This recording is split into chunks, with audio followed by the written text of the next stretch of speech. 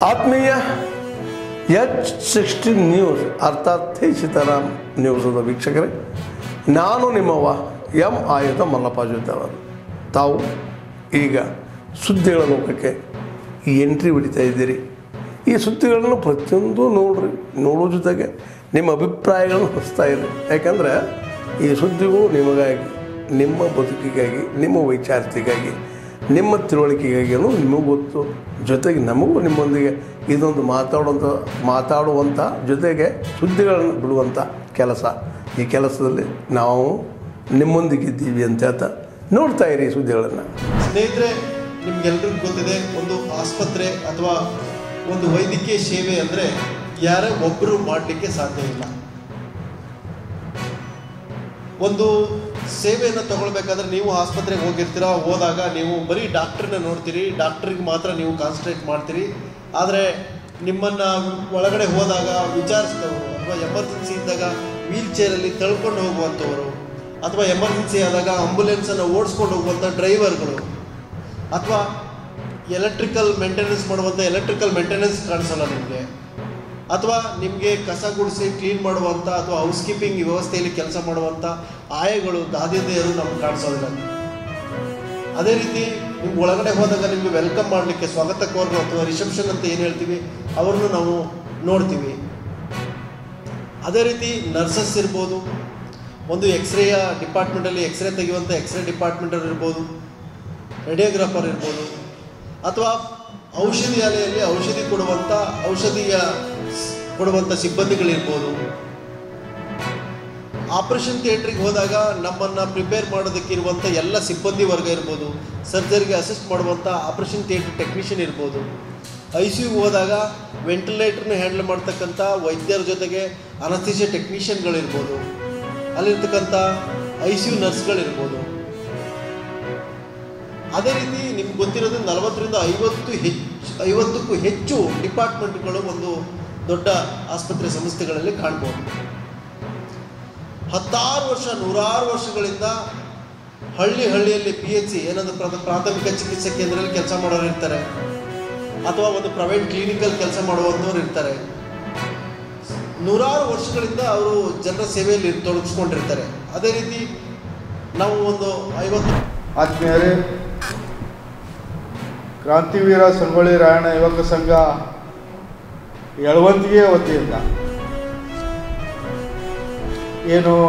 ಯಳವಂತಿಗೆ ಗ್ರಾಮದಲ್ಲಿ ಸುಮಾರು 10 ಅಡಿ ಎತ್ತರದಲ್ಲಿರ್ತಕ್ಕಂಥ ಕ್ರಾಂತಿವೀರ ಸಂಗೊಳ್ಳಿ ರಾಯಣ್ಣ ಮೂರ್ತಿಯನ್ನು ಕೂಡಿಸಿದ್ದಾರೆ.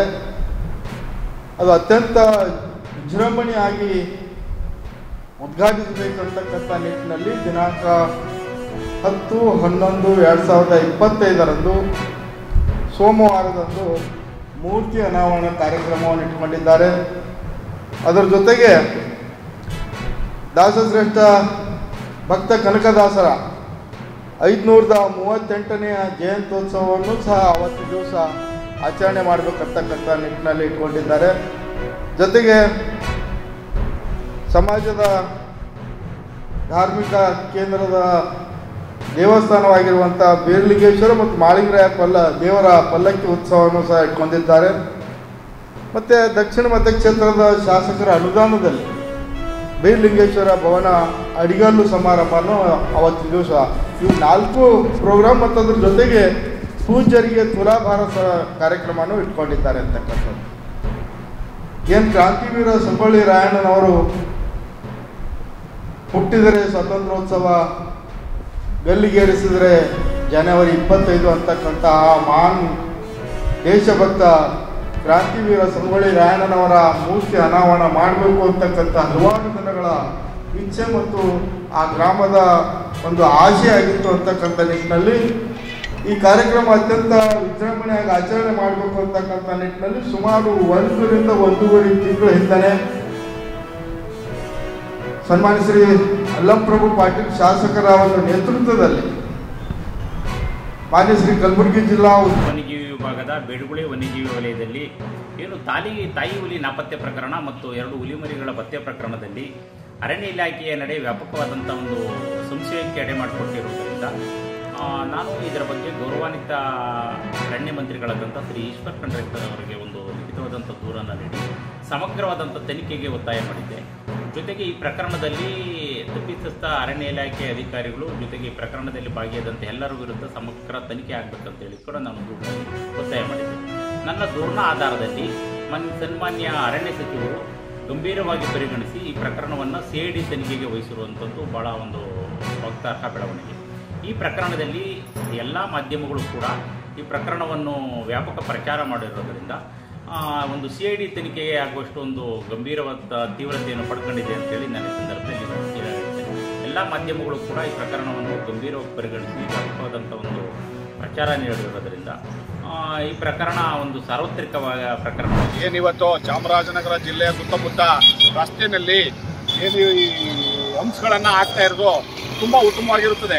ಆ ಉತ್ತಮವಾಗಿರೋ ಕೆಲಸಕ್ಕೆ ಈ ಏನೋ ಡಾಬರೀಕರಣ ಮಾಡಿರ್ತಕ್ಕಂಥ ಹಂಪ್ಸ್ಗೆ ನಮಗೆ ಚಾಮರಾಜನಗರ ಜಿಲ್ಲೆ ಸುತ್ತಮುತ್ತ ಇದಕ್ಕೇನು ರೇಡಿಯಂ ಸ್ಟಿಕ್ಕರ್ ಆಗಲಿ ಅಥವಾ ರೇಡಿಯಂ ಲೈಟ್ ಆಗಲಿ ಹಾಕಿದ್ರೆ ಉತ್ತಮ ಆಗುತ್ತೆ, ಇಲ್ಲ ಅಂದರೆ ಭಾಳ ತೊಂದರೆ ಆಗುತ್ತೆ.